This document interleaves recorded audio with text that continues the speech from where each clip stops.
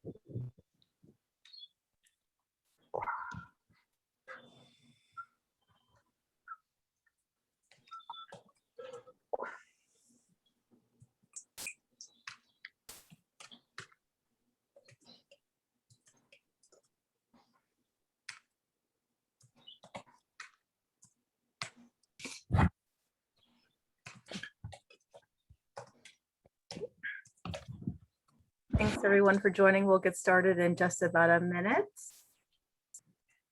Give people a chance to come in from the beautiful weather outside.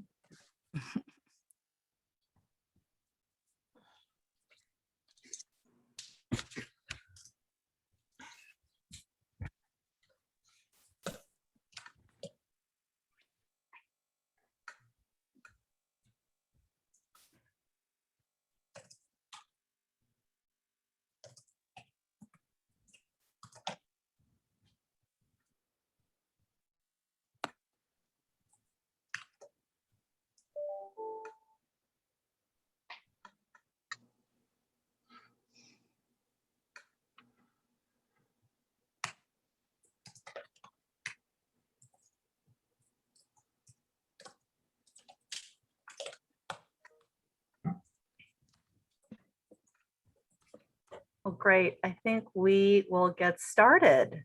So welcome everyone and good evening. Thank you so much for joining us for our virtual program to meet the GLOW artists. I'm Nancy Miyahira with the Georgetown Business Improvement District, the organization behind GLOW. Just a few housekeeping things. If you can please mute yourselves and also put any questions in the chat directed to Lauren Boston on the bid team for Q&A.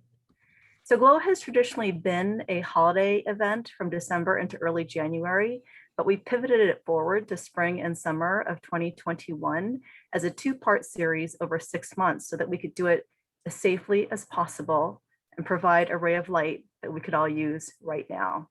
So we're several weeks into Spring GLOW installations that are up now through June 27th. And then we will be kicking off Summer GLOW on July 2nd for 3 more months with 3 art installations in our alleys. Just a little bit about the Georgetown Bid by way of introduction. The Georgetown Bid is one of 11 in Washington, D.C., and our mission is to make Georgetown a thriving commercial district on behalf of over 850 businesses, and we deploy all these programs in order to try to do that. Of course, the bid has a professional staff, and I might say probably one of the best, I think we are the best in the city, the Georgetown Bid, and so we have the marketing, events, and communications team who primarily works on GLOW with our operations team. But the whole bid staff, it's really an all hands on deck project that we work on throughout the year. Wanted to give a huge shout out to Debbie Young, our events director, who really is the GLOW producer and makes this all happen with all the artists and has done an amazing job over the years. And Lauren Boston, our communications director. So everything you read about GLOW that Lauren has written in a very clever way. And Dean Zacharias, our social media coordinator, Shannon, John, Seren from the Clean team, and Nathan Fedrowski, just the whole bid team, and Michael Summy, who works with our grants. So thanks to the whole bid team. It's an amazing little small village that pulls off GLOW. We've also been fortunate to work since 2014, the beginning of GLOW, with public art curator Deirdre Elin McWilliams, and you'll hear a little bit more from Deirdre in a minute. And the bid has also been very fortunate to have been the recipient of the Public Art Building Communities Grant from the DC Commission on the Arts and Humanities, and we'll be hearing a little bit soon from the director. We definitely want to thank, of course, all of our GLOW sponsors and partners and venue hosts over the years. We really couldn't do GLOW without them saying yes to a lot of our asks, and also, of course, the BID members who are on our GLOW committee that plan GLOW with us year round. So thank you to all of you.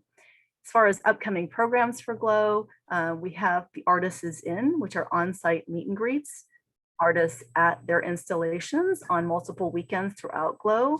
And we also have weekly walking tours, and all those dates and details, including a map, can be found at georgetownglowdc.com. And we hope that if you're posting about GLOW, you're using our hashtag GeorgetownGLOW. Just a little bit of background about GLOW, why the bid started GLOW. In 2013, about 4 artists came to Georgetown, or came to DC rather, to show their work, who had shown at the Fête de Lumière, which is one of the world's oldest light art festivals in Lyon, France. The bid was very inspired by that. So we thought, let's create our own light art experience. DC did not have anything like that. So we started GLOW in 2014 very humbly as DC's only curated free outdoor light art experience. In over 7 years in editions of GLOW, we've worked with 89 artists for 59 art installations. And our vision and really our mission is to grow GLOW as a platform for local and regional artists. And now I'd like to thank and to introduce the director of the DC Commission on the Arts and Humanities, Haran Sireki Brun. Good evening, everyone. Thank you so much for including us in this wonderful program. My name is Haran Sireki Brun. I serve as the Executive Director for the DC Commission on the Arts and Humanities. It's really a pleasure to be with you all tonight and to officially help dedicate the 7th season of the Georgetown GLOW. 7 is a good number, and we need all the luck we can get. The Arts Commission has been a part of the GLOW project both this season and in previous seasons. Though our public art building communities grant, through our public art building communities grant program that the Georgetown Bid applied for, and they were awarded as a result of this competitive process a grant of $150,000 in funding from the Arts Commission. We typically require the grantee organization to match the dollar amount of our grants with their own money. But in light, as most of you know, in light of what was going on with COVID-19, a lot of organizations were unable to match some of these requisite funds for various projects. And so we waived this requirement to in the hopes of easing some of the pressure that would come to the grantees. As it was, the Georgetown Bid decided to voluntarily match this grant with their own money.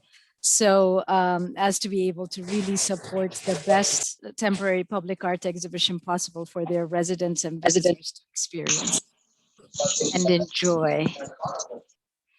Like in any government agency, the arts community ultimately is here in service to the community and to the people. So I want to really personally commend the Bid for volunteering their own matching funds in such a difficult time in order to best serve the community in this way.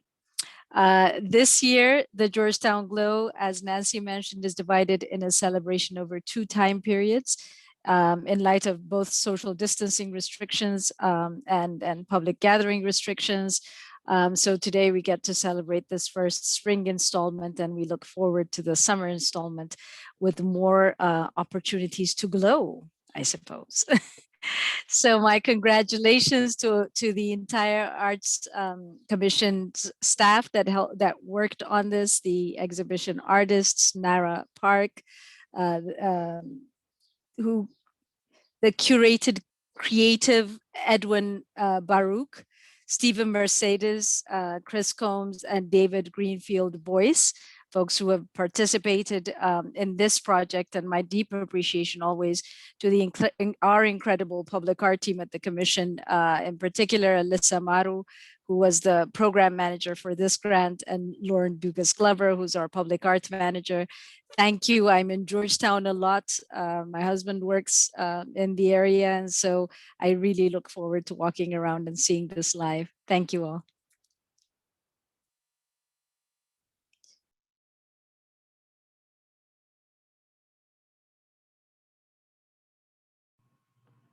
Hi, I'm Deirdre Mack Williams, the curator for GLOW.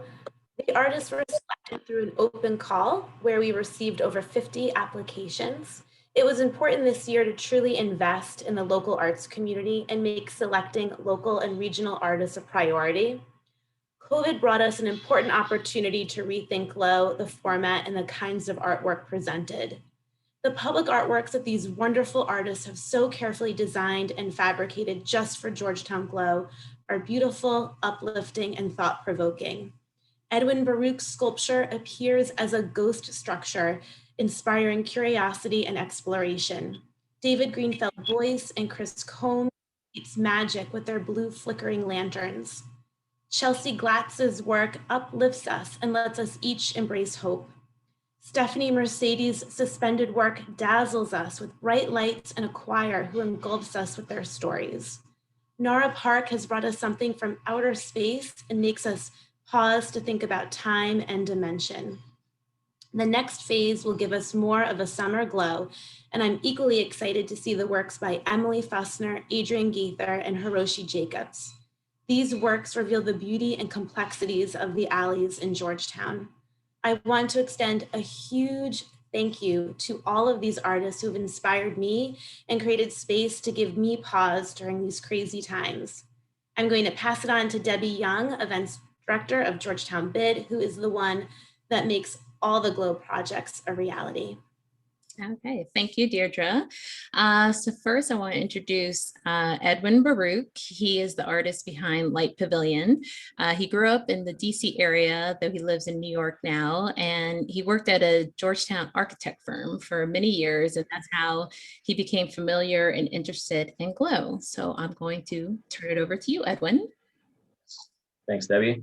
Yes, my name is Edwin Baruch. I am an architect based in Brooklyn, New York. I work currently for an architecture firm, which is in Midtown Manhattan, called KPF. And we specialize in building design on a commercial scale, specifically high-rise buildings and master plans around the world.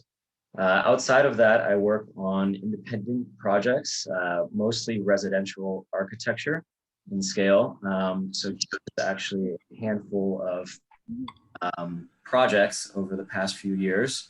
The two images on the right are an interior renovation in Glover Park. In the middle there, on the bottom is an addition renovation for a row house in Northwest DC. And above that is a recent competition entry, which was entered for a competition at DuPont Circle called Rethink DuPont.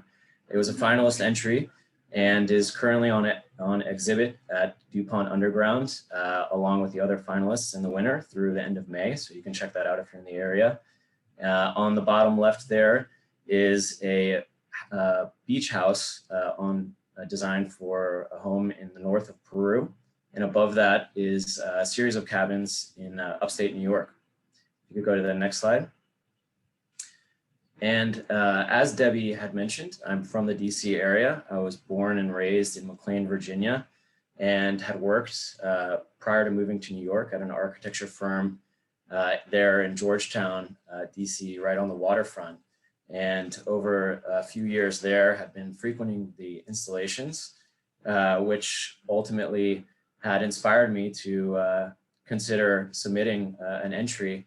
And in that consideration, the entry was really inspired by the beauty of Washington, D.C. itself, specifically the glowing memorials and monuments which are found throughout the city, which I particularly enjoyed visiting, seeing here the Lincoln Memorial. And it always amazed me their natural or glow at night, their illumination, and being able to walk through the columns and spaces. And that actually triggered an exploration between the historic and the contemporary. And these were considerations which were ultimately inspiring the submission and the project. On the left there, another location, a historic building, which I'd been fortunate enough to visit, and also has its own special glow or illumination at night. So these were all ideas behind the entry itself. If we could go to the next slide. And seen here is a scale model, which is actually a cast of resin. This was an earlier point of the design process. At this point, there was not yet material selected. We hadn't landed on one yet, but the idea was there of these illuminated columns and arches, which people could walk through and experience. And if you could go to the next slide. And seen here is a rendering. So at this point, through a series of iterations, discussing with colleagues, mentors, about how to achieve this illuminated effect, a wire mesh structure was what we landed on for various reasons, feasibility, but also durability and aesthetics, really mainly the layers that it creates and the ability for it to refract, collect light, and create this material out of light, essentially. So, and here you see it's wire mesh, which is embedded into cast into concrete columns with LED lights embedded into those concrete bases. So, if you could go to the next slide. To my amazement, I feel confident in saying that the built result is actually better than the rendering. Turned out better and really achieved what we were intending it to do. So here is a photo of that same angle, and it achieving all of those ideas that we wanted to, and that aesthetic. If you could go to the next slide. And this is another image. These are photos by Chris Churn, and this angle actually resembling that of the model angle. So it's really amazing, again, to see it realized and built how we envisioned it. If you could go to the next slide.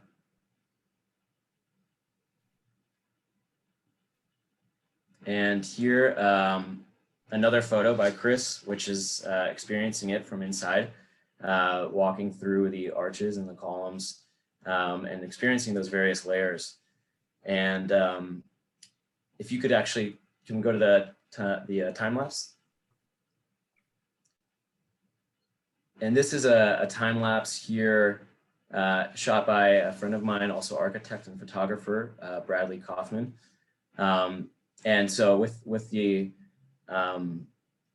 all of the effects that we were achieving, it's really amazing to see people interacting with the piece. This was shot last Tuesday, and you can see how the bases, the LED lights shine up into the wire mesh structure. And as the sun sets, the light continues to actually catch and refract. So that as that competing light dies down, the installation really starts coming to life in this illuminated, glowing manner. And I can open it up for questions at this point. Yeah, if we have any questions in the chat, you can put them to Lauren Boston, the host, but we'll also be taking questions at the end if you don't have any right at this moment. Sounds good. I had one question, Debbie, for Edwin. Question is, how does your traditional work as an architect influence your approach to your artwork and vice versa? Yes. Well, with this particular project, the interest in DC, the memorials and monuments, and those architectural elements, the columns and how they were spanned and how people walk through, was really a driving force behind what this installation is, so that people could actually walk through and experience that. GLOW really provided a platform to reconsider how that was essentially built. So the idea was to try and make those elements out of light, and ultimately the wire mesh was the platform of doing that. And in the opposite direction, I've always been fascinated in architecture or design at any scale, studied industrial design and architecture. So I believe they're all part of the same family: art, design, architecture. Great. Okay. Are there any other questions right now? That's it for now. Okay. Well, we'll have time at the end as well. So thank you, Edwin. You're welcome. And for those who joined late, just so you know, if you have any questions, you can put them in the chat to Lauren Boston. So we'll be taking questions at the end of each presentation, but then also at the very end. Okay, next up, we have Chris Combs and David Greenfield Boyce, who are the artists behind Madness Method. They are the dynamic duo who bonded over a shared interest in art and communities. So I will turn it over to them. Hello. So this is our piece, Madness Method. It is at Grace Episcopal Church on Wisconsin Avenue. I'm Chris Combs, one of the two individual artists who are collaborating together on this, along with David Greenfield Boyce, who you'll hear from in just a moment. Next slide, please. So I am an artist based in Brookland here in DC. I work with technology. My work both embraces and questions the use of technology. I make interactive and time-based pieces using circuit boards and software of my own design and cram them into plastic, metal, and wood enclosures. Most of my pieces are about 6 inches in size. I have a background in media. I went to the Corcoran, and I'm interested in getting art in the community. So over to you, David. I'm also in DC. I live in Mount Pleasant, and I do lots of different kinds of art. I have a background in traditional painting and sculpture, but the things that have really driven me to do art, I build and put on a lot of puppet shows. And one of my big things is I put on the Mount Pleasant Lantern Walk every year. It's in the fall, and I get a bunch of artists and people in the community to build things, different sorts of light installations, big lanterns, and that sort of thing. And we put them along a path in the wood, and the neighborhood sort of has a parade. We get hundreds of people parade through the neighborhood and then go through the woods, and we have musicians and puppet shows and things. And that's actually how Chris and I connected. Through mutual friend, he and his wife put together a really cool installation for the Lantern Walk a few years ago. And we had a lot of fun working together on that. And so when he suggested we do something for GLOW, I was all in favor of it.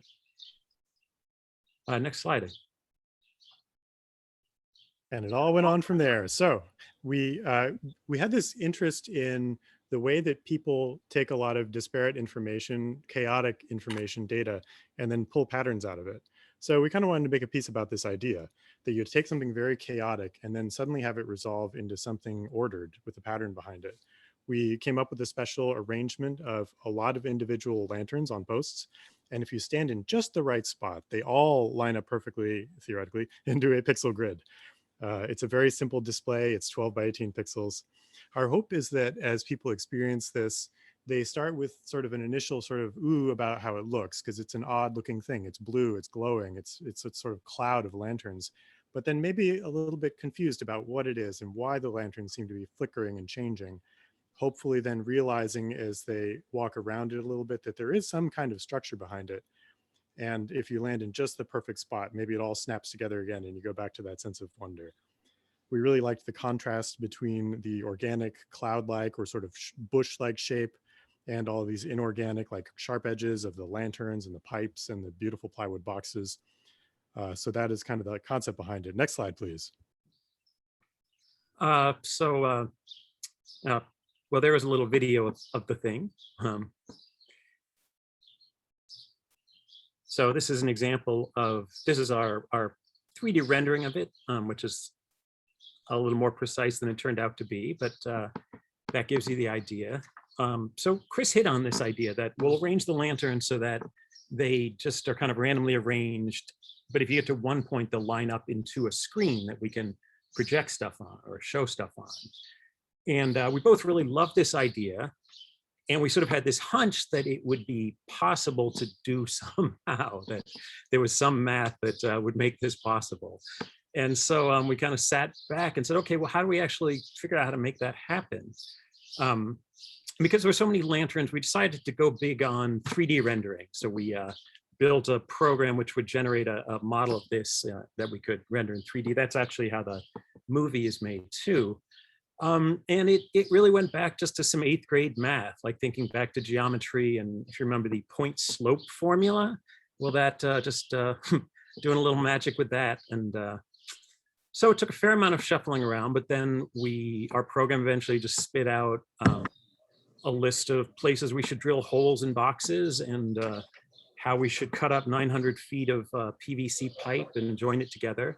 And we just followed that and built the thing. It pretty much came out like it was supposed to. On to the next slide. A couple other stats for you. There are 216 lanterns in total. They're all in these custom crafted and designed boxes that David put together.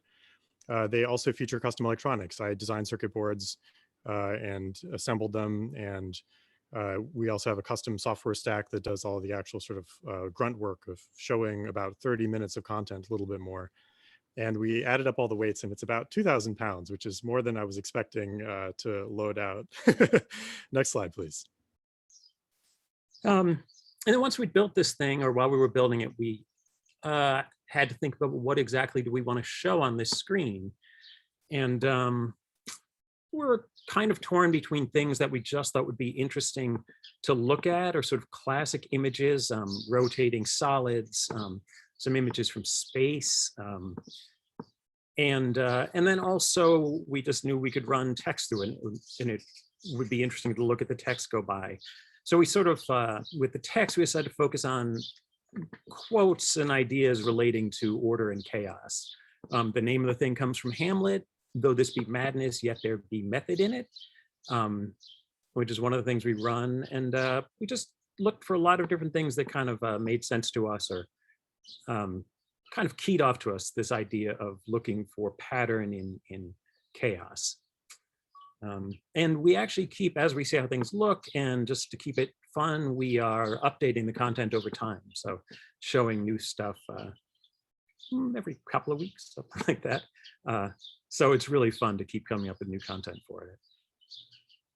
I hate to cut you short, David and Chris, but it looks like we need to open it up for a question. Okay. We had one two-part question so far, and it was, did you have more than one physical prototype for this before you found what worked? And how long did it take you from concept to execution to create this? Well, I can jump in on that. Oh, Yeah. go ahead, Chris. You go first, David. Oh, I was going to say we did not have any physical prototypes. We thought about it, but the whole thing is just so complex that we just spent a lot of time making sure our 3D modeling was right, and looked at that from all different angles and checked it twice. And so no, we never, I wish we had a little 3D model of it, but we went straight from virtual to real. It was modular too, in that we could design and test each individual component and sort of figure out how it would plug into the other components. So like an individual circuit board, we would test all the lighting controllers. And overall, like, we got the majority of our parts on March 16th and had it installed by April 9th. But the electronics and software were built in the months before that. So it's a little hard to nail down an exact time frame, but parts of it were very accelerated. Great. Well, thank you very much. And we'll have a chance for additional questions if there are any at the end. So next we have Chelsea Latz of Curated Creative. She's the artist behind The Wishes Within. She comes from Milwaukee, Wisconsin, and she was actually a part of GLOW in 2019, if you remember Cloud Swing. So I'll take it over, Chelsea.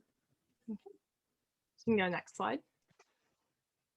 So I'm Chelsea Latz, or Chelsea Pineapple. I'm a pineapple enthusiast, but I am part of Curated Creative. We're an art collective, and so I'm super excited for this year because last year I was only on the fabrication team for the Cloud Swings, but this is the first time I get to be the lead artist with our collective. So it's an amazing opportunity, and we're extremely grateful that we were able to get selected for GLOW this year. So next slide. So wish lanterns, as you can see, this photo is the inspiration for the piece, and you can actually go next slide.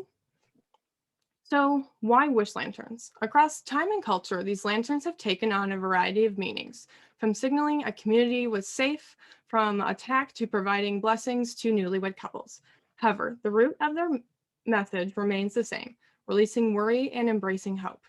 Additionally, this practice has been resulted in festivals releasing multiple lanterns at once and bringing people together for socializing and reunions, as you can see in the previous image.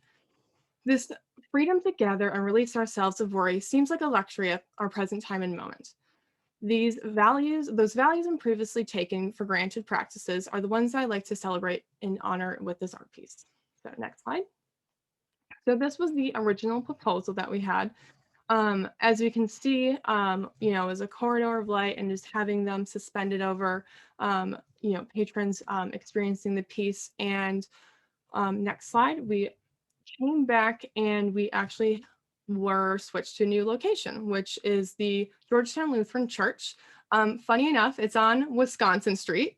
So we were like, it's meant to be. And this tree is a historic tree for the church. And so this organic placement, so it is on a line of lights, which are LED. So we organically place it in the tree. And that's how I think it definitely gave a more magical feel in this new site. So next slide. So the prototype you can see here, but it's a little 3D, it's on paper. So this is mathematically calculated. It was a whole process. So taking it from here and then making a bigger paper copy of each panel. So it actually consists of 4 sections of, this is nylon ripstop fabric. It's waterproof, resistant to tear. So it's actually pretty tough. I've been taught in sewing, and I'm also, I've grown through my sewing experience throughout the years. And so taking a process of a, you know, something that is a flat piece of, you know, paper to fabric is, you know, not as simple as you would think. And so there's adjustments throughout the time, but the great thing is that I was able to come up with this concept where, you know, because I was out of town, was able to transport this piece. So at the top, it is actually supported by a chloroplast board, which is like that plastic cardboard. And then because of how the panels are cut, there's no structure on the side of it. The only other structure is a ring hoop, a metal ring hoop in the bottom. So it's, you know, is like wonderful that it once, you know, it's collapsible, but translating it from something that's rigid to a fluid fabric piece, and just that's how the magic happened. So next slide. So it's hanging in the tree, so I will explain how the process is, you get to experience it. So next slide. So here's the location of the church on the map, and then you can see all the other locations, the other art pieces. Next slide. So you come up to the piece, you will invited by the flickering lights on the staircase railing. The lights in the lanterns are actually at 10%, so that they're just a soft glow. Here they do look a little, if they're off with all the other light saturation, but once you come up the stairs, next slide, you will think of your wish, and there is a place marker on the ground there that once you are ready to send your wish off into the world, you'll step in. As you can see on the photo on the left, that the lanterns are at a soft lit state. And so then next slide. Once you step in, they come out in full strength, and then that sends your wish into the world.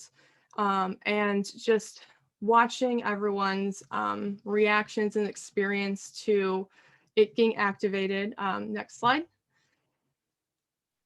Here is a bunch of photos for people already experience it. We were the first artists in, which was great to experience and interact with people immediately. So next slide. So thank you, and that is my piece. Great, thank you. Let's see, Lauren, do we have any questions?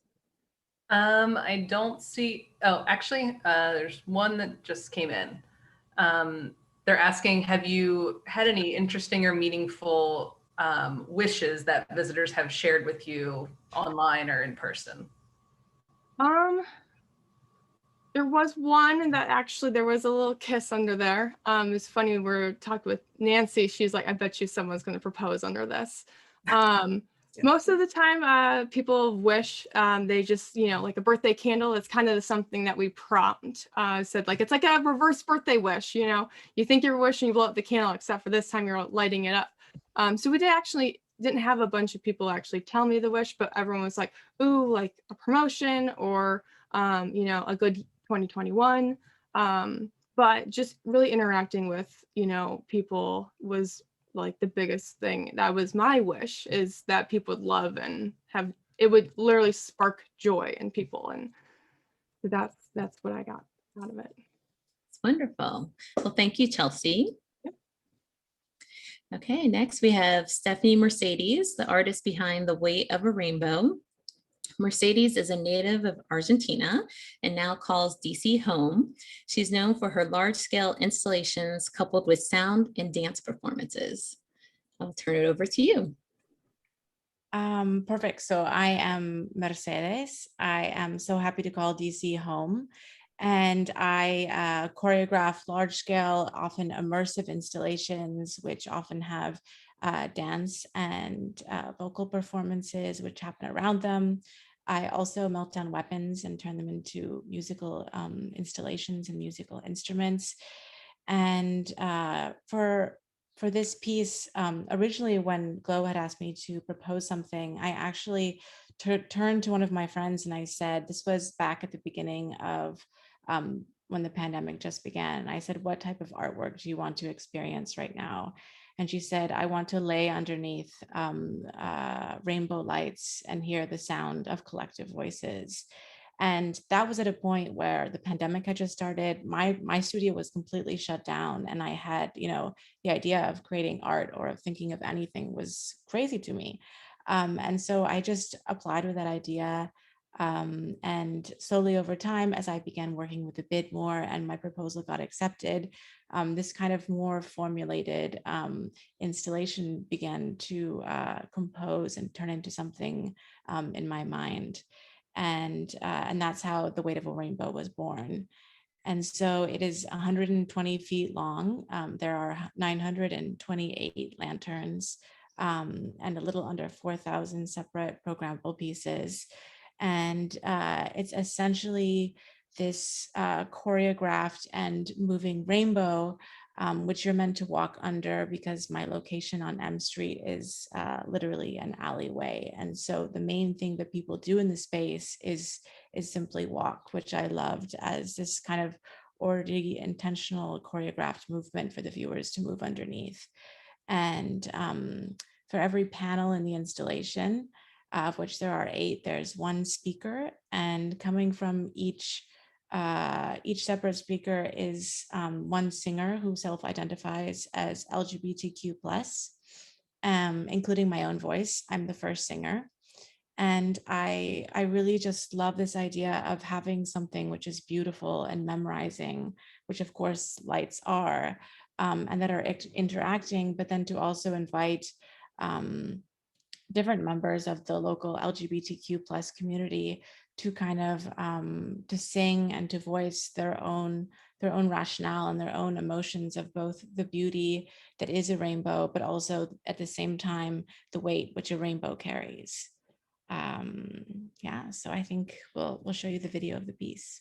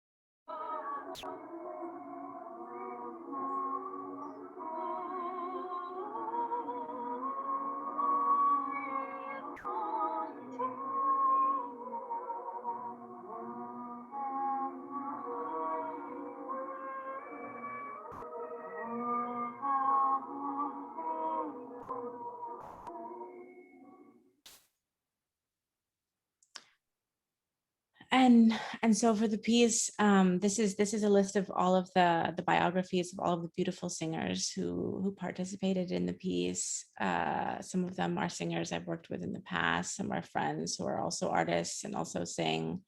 Most of them are very local.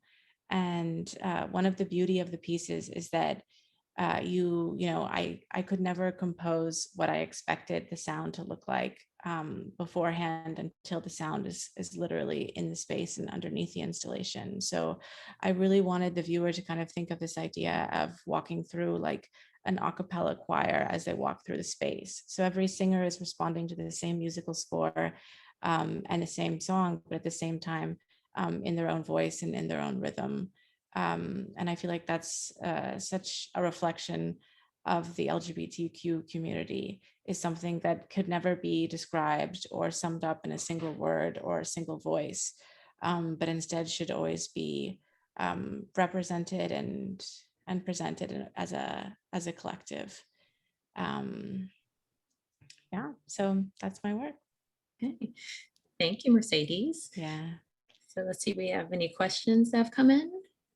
We did have one just comment. Someone said hauntingly beautiful, which it certainly is. Yes. And then we had a question, what is the original song that they responded to? So my background is in music. I was a musician long before I was an artist. So I composed all of the music. And what I like to do is I write kind of an abstract score, and then I record my own voice and me singing the song. And then I invite them to kind of respond to that. So some of them did something which is really literal. It's it's exactly the score which I composed and exactly the music that I wrote. And some did something which is a little bit more organic. One of the singers who's Bentries, who's actually, her voice is the last in the installation. She's also an Orlando Pulse Club survivor, which is very powerful. And she really changed a lot of the original music which I had written and which I loved. And so I wrote everything and composed everything, but of course it's up to everyone's individual interpretation. Well, thank you, Mercedes. Of course. Okay, next we have Nara Park, the artist behind the beginning of everything. She is from Korea, but she also makes Washington, D.C. her home now. She is a sculptor and installation artist and investigates our relationship to the landscape. So I will turn it over to Nara. Hello, everyone. Thanks for joining in today. I'm Nara Park. I'm an artist based in DC. And my primary focus is sculpture and installation. And I'm interested in our relationship to the world that we live in and the imprint we leave in it when we're gone.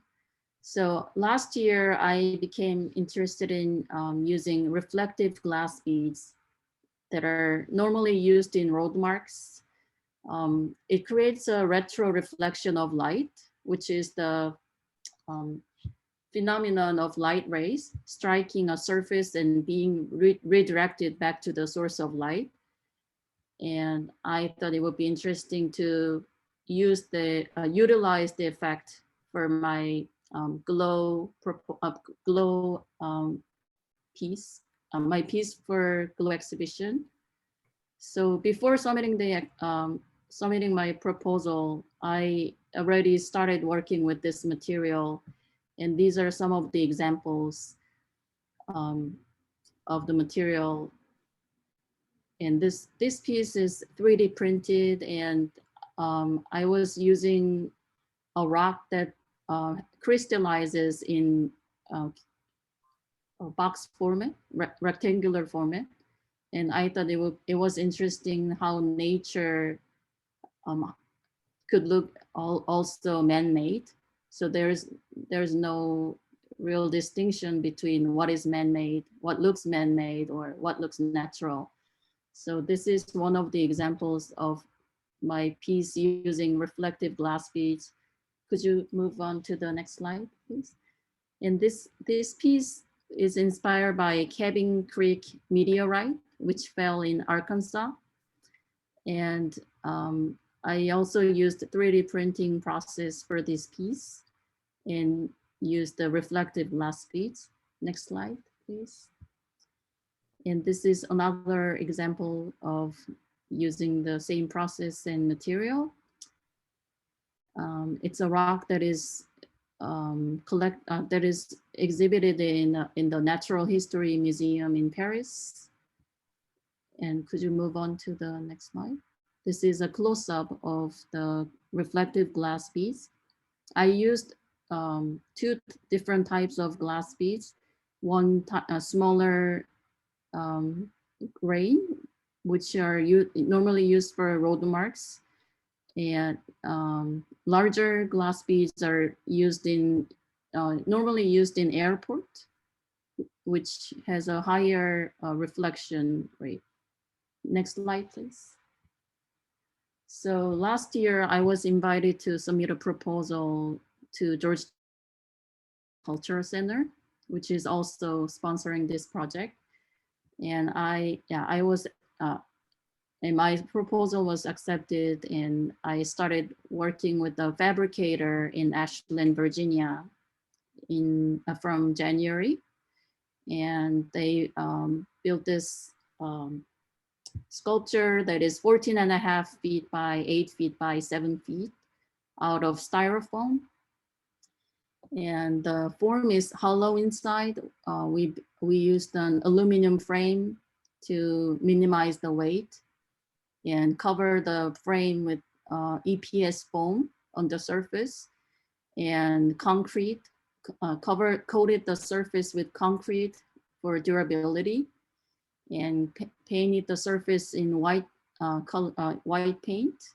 I chose the color white because it's the most reflective color, and to make the retro reflection most effective, and cover the surface with reflective glass beads and put adhesive coating on the surface.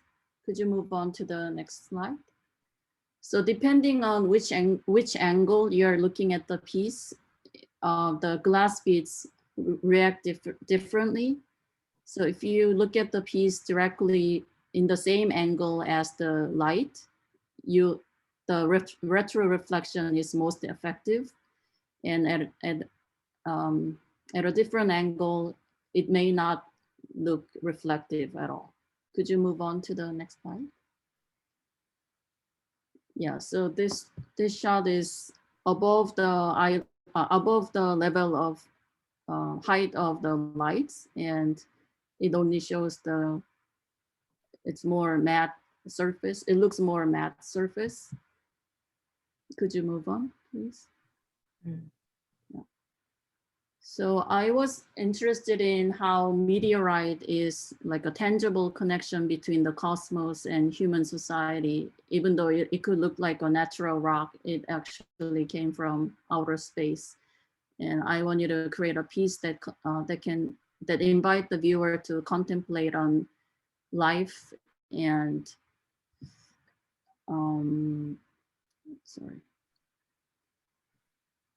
in our existence and our relationship to this world, by extension, the universe.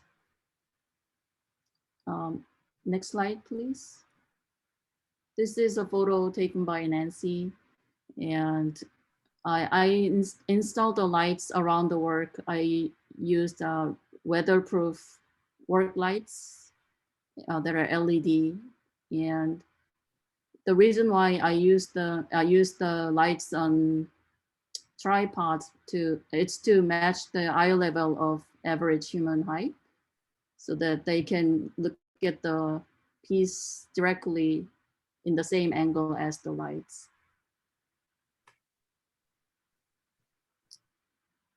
Okay. Yeah, so I hope my piece can I wanted to create a piece that surpasses time, space, and dimension, and create an experience of discovering a meteorite for the audience.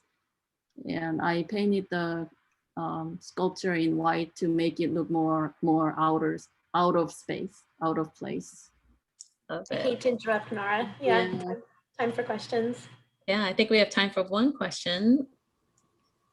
Sure. So the question, what was the process of attaching the beads to the surface?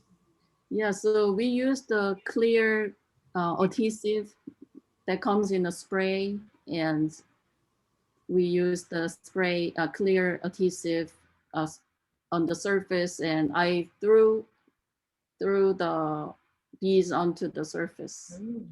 Yeah, it's a pretty labor-intensive process. Yeah.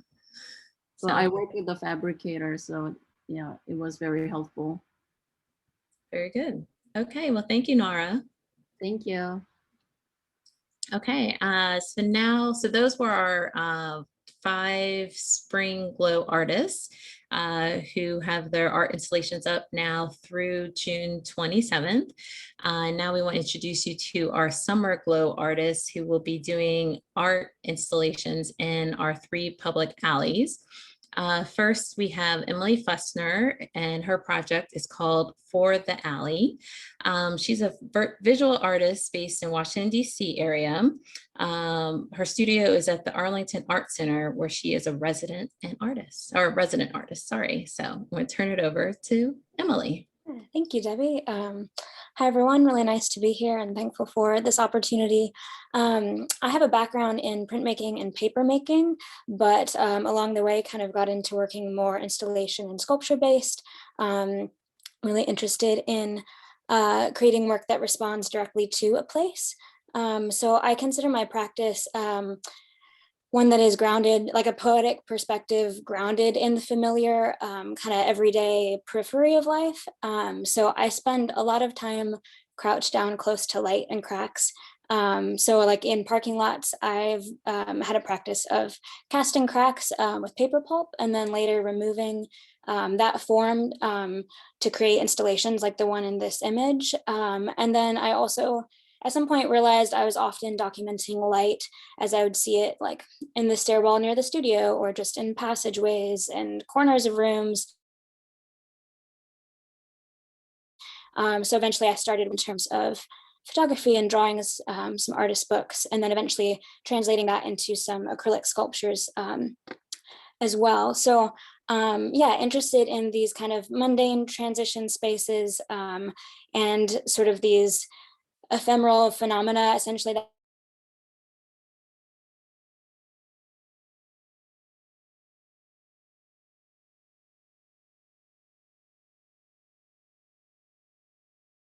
threshold of possibility.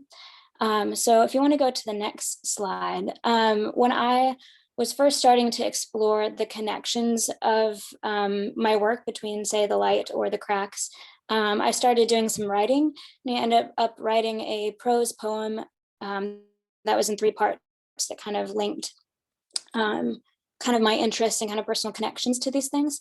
And when I was working on an exhibition for that, I wanted to integrate it more into the work beyond a wall text. And so that's when I first created this piece called In Light Of, and I had the poem laser cut in acrylic. And so then I installed it in a way that you can read the poem through the shadow on the wall. So if you go to the next slide, there's a detail image, and it was kind of a turning point. I'd worked with some cutouts and transparent materials before, and I had around the same time started translating some of the light and shadow shapes this way too. But it was also the first time really bringing in some poetry and writing into my work.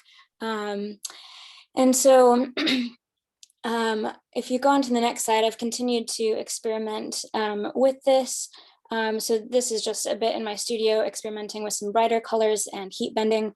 And this is just sunlight coming in through my window, and just really fascinated by the direct strength of the shadow and the color and the way that connection sort of confuses perception of space and enhances it in a different way, and has these reflective moments and kind of details to watch as the light shifts and the light changes.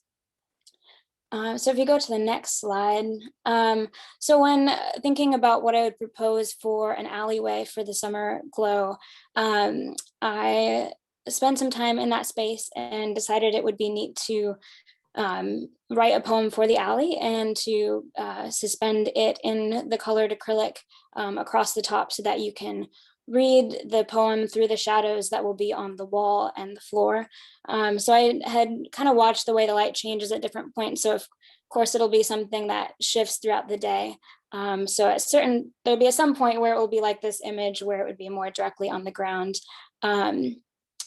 Also, I guess I'm thinking of both the site responsive in terms of writing in response to the alley, but then of course installing the work here too, realizing at the scale that when you read the poem, since you're reading it through the shadow on the ground, as you walk up to it, it'll be read essentially like the way road directional signs are painted on the ground, where it's like the first word first and then the second word behind that. So it's sort of a like a bottom to top or like front to back reading as you walk.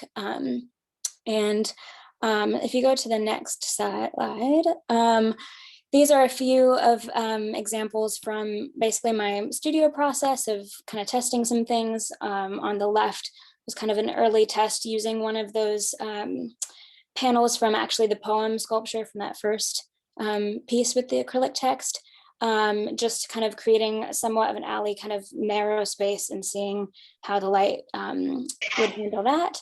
And then along with some samples a little closer to scale in terms of the middle image with the shadow. I guess also with that where you can see my hand in the shadow holding it. I am interested to see, since it's a space that you're walking through, like human shadows then would also be interacting with the text at a certain point, which I think is just fun, or I like that aspect. And on the right are just some color samples too. This alleyway off of M Street is interesting that it has one black wall and one white wall. So just seeing how the color shows up there. And thinking about these bright colors, kind of, it's a little bit reminiscent of stained glass, and thinking about maybe even how are some of these mundane spaces like an alley, how can that be sacred? So if you go to the next slide, I just thought I would end with reading the poem, and then hopefully you all can come later in the summer to see once it's up and experience it, as a completed piece. But this is for the alley. There is another way for the wanderer, laborer, homegoer, a quiet path, a peripheral pause, step away from the street, the facade, into the in-between veins of the city, backside beyond the sight. It is not always dark. Light reaches here too. Far yet close, immense yet intimate, it pours into this small gap, overflows the edge, stretching, slowly reaching, revealing, wrapping, climbing, ever moving, fading. Faithful it returns, illuminating from a new angle, we see what other routes await, ways of moving, seeing, being we have not yet considered. Beautiful. Thank you, Emily. That was wonderful. Let's see, I think we might have time for a question if there is one. Sure, yeah, we have one here. Someone asked, how difficult was it to find a location that worked with the sunlight and shadows that were required for this piece? I mean, I really just responded to the site that I was given. So it is a little bit of just the nature of the fact that the light will change, and a little bit will be unknown until it's up. But watching how it was during the day, seeing that it will theoretically do, what it's supposed to, it just won't be visible in terms of through the shadow, like for the whole day, but especially by the summer, from late morning to evening, it'll actually be at least partially clear. And we are planning to have the full poem on a text, like where you can just read without, looking on the ground or looking up. But basically just all in response to what was there. Okay, thank you. Thanks. So next we have Hiroshi Jacobs. He is the artist behind Canopies that will be in Cherry Hill Lane alley. He is a local architect and artist, and he works between architecture, art, and technology. Hi, everyone. Thank you for having me, and thank you for joining. I will try to be very quick. I know everyone has got other things to do. So I just wanted to say a few words about my experience with GLOW in the past. I'm lucky enough to have been involved with GLOW in two past years. The installation on the left, it was a kind of 40-foot long tunnel that people would walk through and kind of experience a light tunnel, and then people would experience would sort of see them through the facade of this tunnel as they pass through. So it was kind of a voyeuristic type of tunnel. The images on the right are from 2016, and this was Re-Icicle. It was a reimagination of the icicles exhibit that was shown at the National Building Museum. We used the actual materials from that exhibit and repurposed them as a light art installation there at the Pinstripes Bridge. If you go to the next slide, please.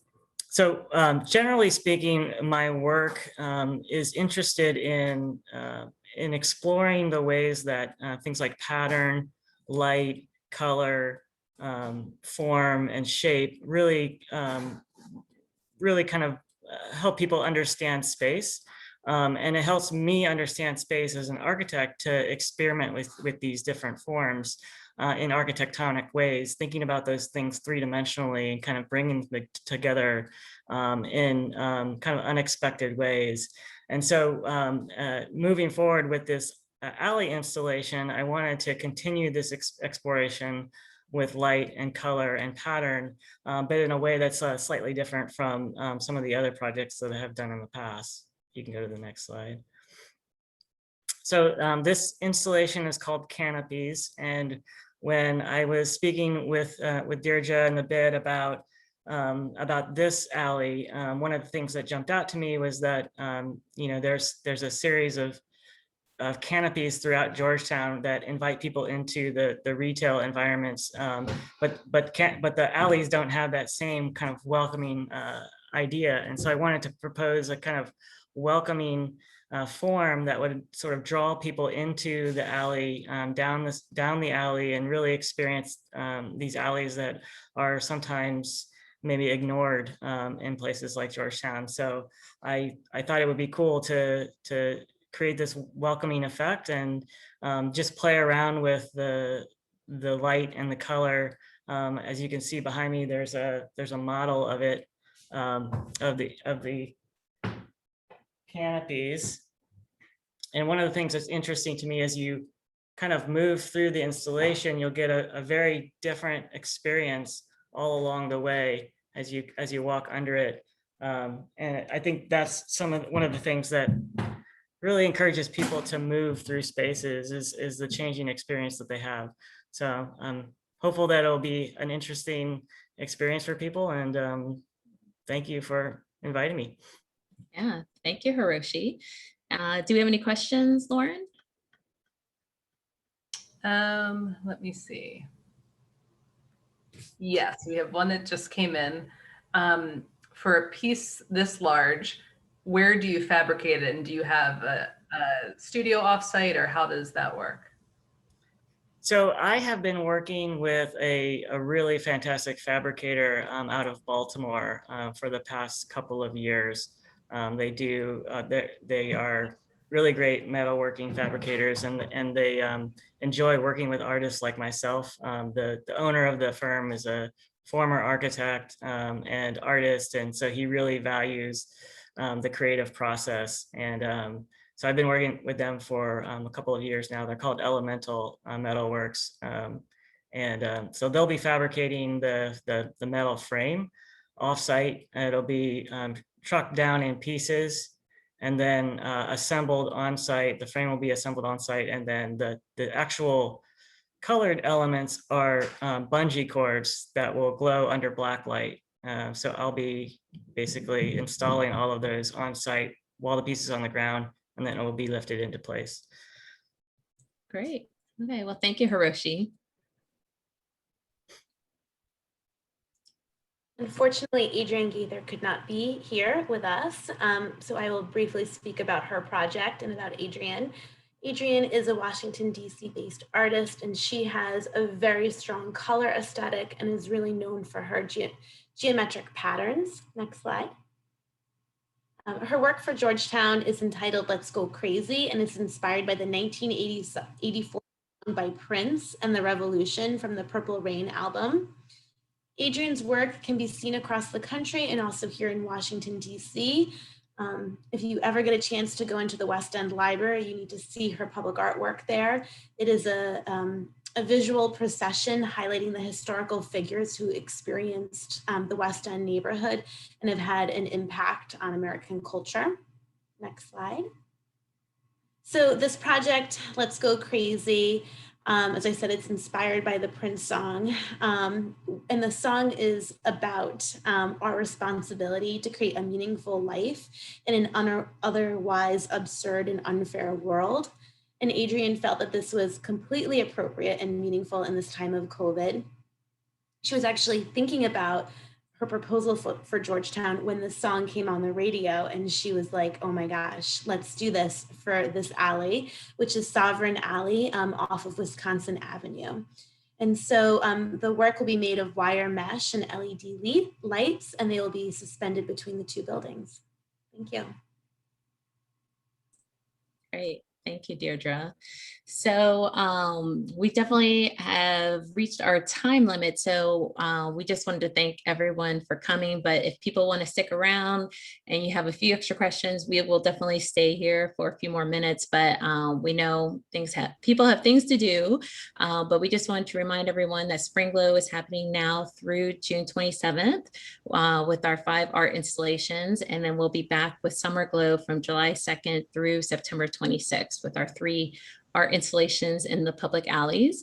But if you have any questions about GLOW, whether it's just general questions about being an artist, doing an activation, you can email us at georgetownglow@gmail.com. And then anything about spring and summer glow, of course, go to georgetownglowdc.com. But thank you again for joining us, and thank you to all the artists for all of your wonderful work. Thank you so much. Thank you. Thank you, everybody. If the artists want to stick around for a minute, that might be great if you don't mind. Yeah, and if there are any other last couple questions that people want to stick around, you can put them in the chat. But we're past the hour, so I know people have things to do, like eating dinner. Enjoying the nice weather.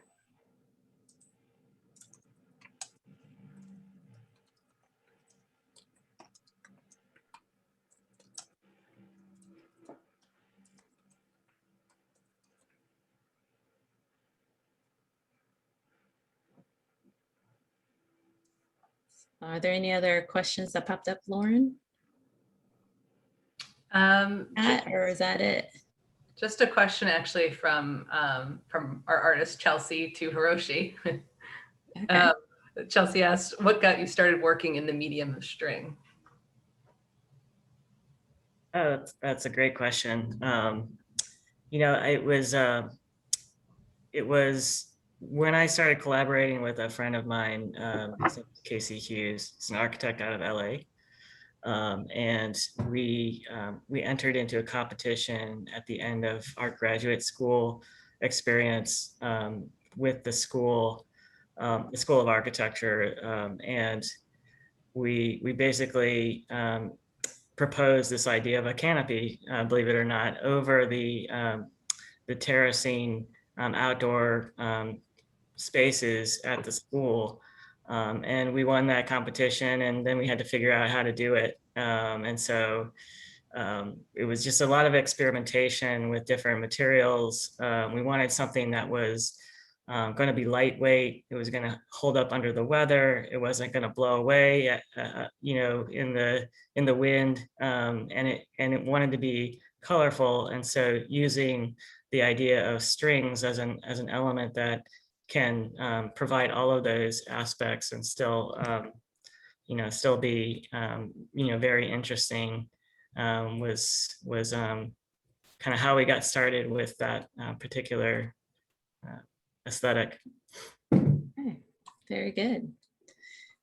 Okay, well, I think we'll probably officially end it there, because I know we have some housekeeping things we need to talk about with the artists for some upcoming programming. But thank you everyone for joining us. And like we said, if you have any questions about GLOW, feel free to email us at georgetownglow@gmail.com, and we hope to see you there. yes, like we said, if the artist could stay on, please.